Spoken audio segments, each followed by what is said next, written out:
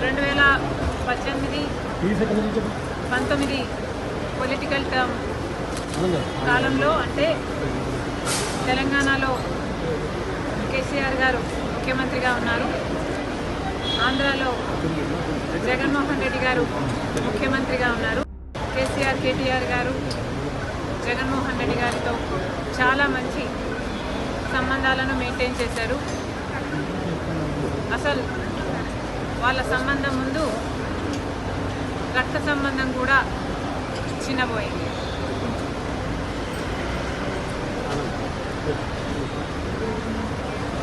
తెలంగాణలో phone tapping జరిగింది అన్నమాట మాటికి నిజం. ఈ ఫోన్ ట్యాపింగ్ వ్యవహారం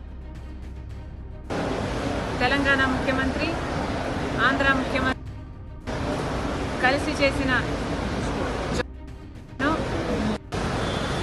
ఇది నిజమని నేను ఏ ఇన్వెస్టిగేషన్ ముందరైనా చెప్పగలను.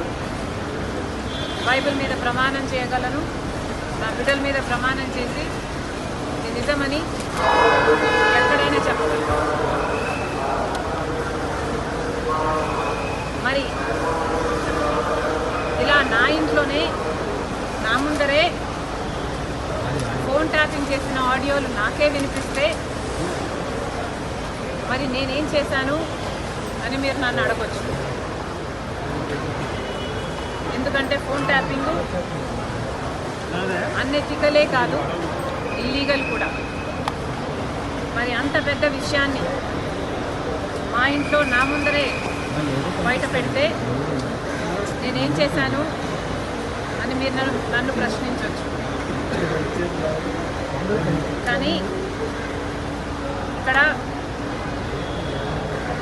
నేను చెప్పాలనుకున్న సంజాయిషి ఏమిటంటే, అప్పట్లో ఒకవైపు తెలంగాణలో కేసీఆర్ గారు ముఖ్యమంత్రిగా ఉన్నారు.